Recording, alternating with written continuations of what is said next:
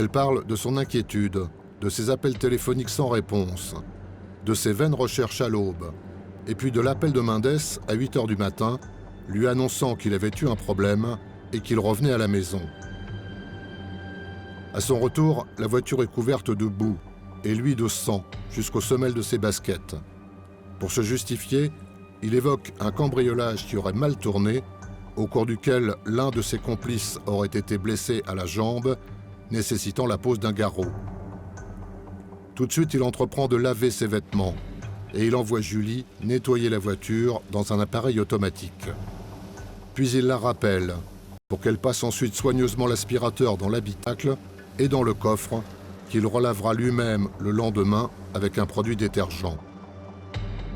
Au juge, il dira sous différentes versions qu'il a bien bu un verre avec Jennifer ce soir-là, mais que Siridi est intervenu violemment et qu'il est parti faire son cambriolage.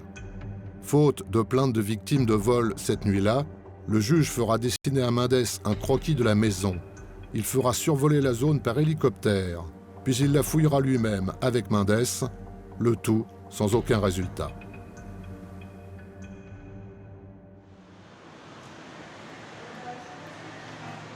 Pour Mendes, qui certes ne peut plus se défendre, les dernières heures ont été ravageuses.